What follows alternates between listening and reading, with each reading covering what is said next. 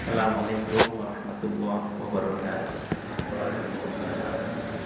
Alhamdulillahirabbil alamin wassalatu wassalamu ala asyrofil anbiya'i wal mursalin wa ala alihi wa sahbihi ajma'in. Subhanaka la ilma lana illa ma 'allamtana innaka antal alimul hakim. Hasbunallahu wa ni'mal wakil.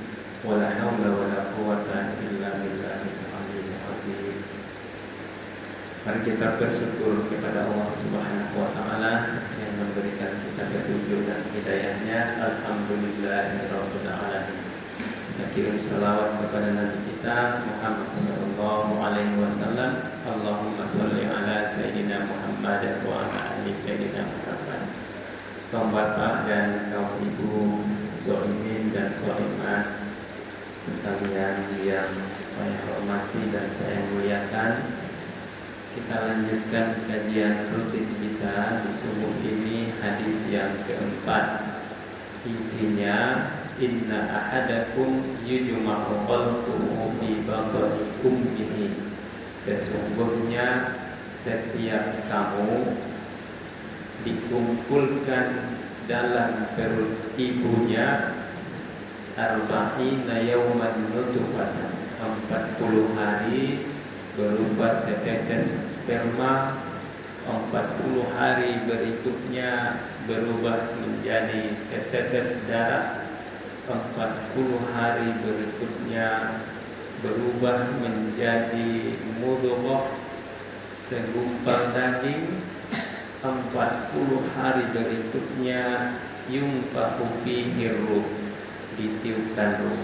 Jadi umur 120 hari janin dalam kandungan, ruh akan ditiupkan oleh Allah Subhanahu wa taala, maka ia pun telah menjadi makhluk yang merasa, makhluk yang mendengar. Oleh sebab itu, seorang ibu yang dalam mengandung anaknya dianjurkan untuk menjaga perkataannya, menjaga pendengarannya, menjaga perbuatannya dalam rangka mendidik bayi yang akan ia lahirkan. Oleh sebab itulah pendidikan mulainya bukan hanya setelah di sekolah, tapi semasa dalam kandungan pun sudah mulai. Kemudian setelah yunfakhu fihi ruh, ditiupkan ruh, wa yu'maru bi arba'i kalimatin bikatbi rizqihi. Kemudian malaikat Jibril diperintahkan oleh Allah untuk menuliskan 4 hal. Yang 4 hal itu, yang pertama rizqihi, rezekinya, yang kedua ajalihi, ajalnya, yang ketiga amalihi, amalnya, yang keempat syakiyun aw sa'idun, akhir hayatnya celaka atau bahagia. Nikmatnya orang beriman di situ, rizkinya dari Allah, bukan dari usahanya. Rizkinya dari Allah, bukan dari usaha. Maka apa yang kita dapat bukan dari hasil usaha kita, tapi dari Allah. Adapun usaha kita adalah jalannya.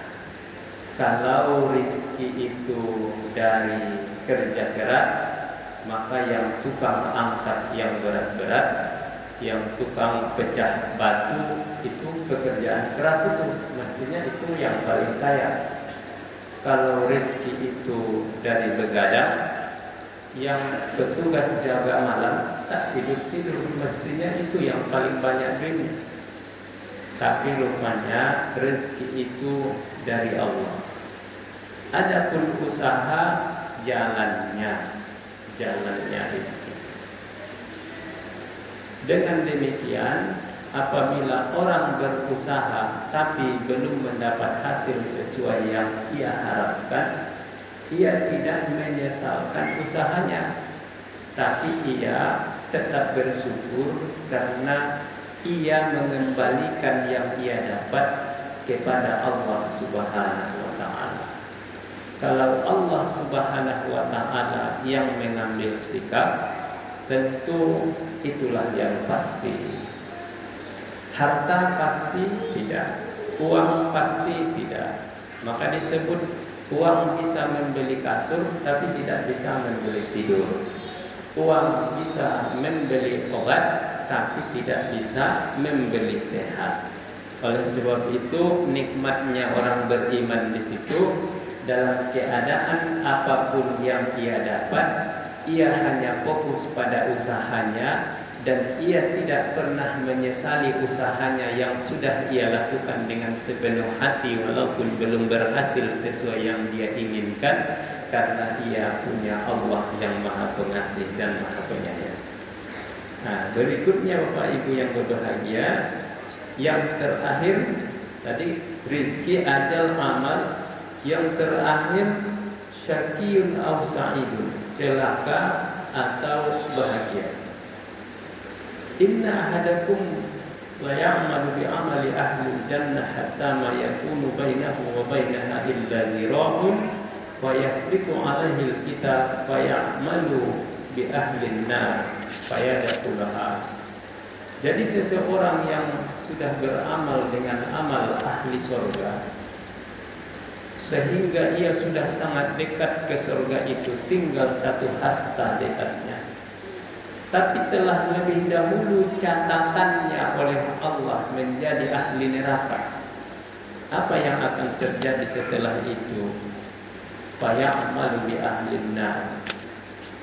Amalnya akan berubah dalam waktu yang tinggal satu hasta jaraknya tadi, menjadi berubah menjadi amal ahli neraka, lalu kemudian dia pun masuk neraka. Itu agak sulit memahamkannya itu Bapak dan Ibu. Jadi kalau ia telah ditakdirkan masuk neraka, walaupun ia telah mengisi hidupnya dengan amal baik, sampai sudah dekat ke surga, saking dekatnya tinggal satu hasta, cuma karena takdirnya masuk neraka, amalnya akan berubah menjadi amal ahli neraka, kemudian dia pun masuk neraka. Tapi Bapak Ibu yang berbahagia, perlu kita cermati kalimatnya. Amalnya akan berubah menjadi ahli neraka, lalu ia pun menjadi ahli neraka. Kalau begitu, rezeki kita yang paling berharga dari semua yang kita dapat ini, yang paling berharga di antaranya adalah amal baik.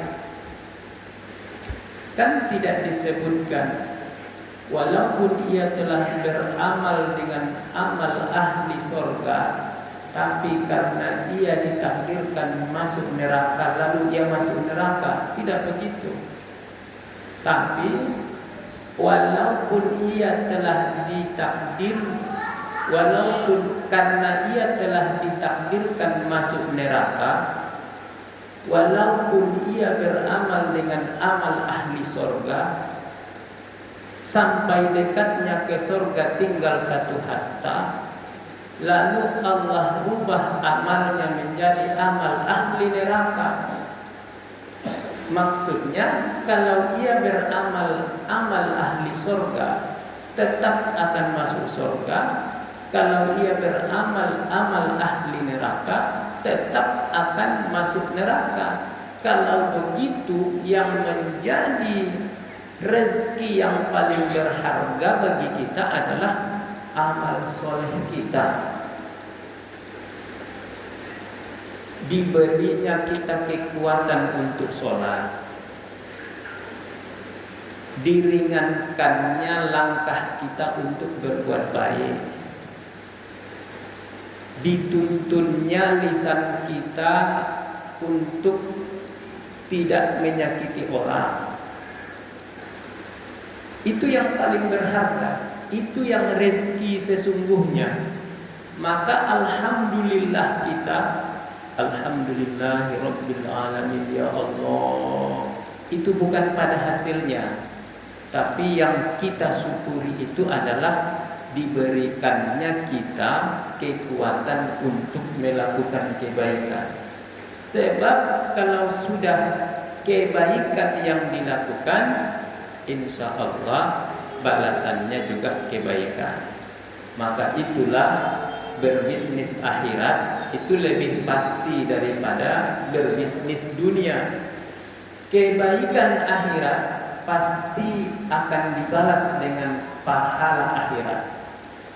Kebaikan dunia belum tentu.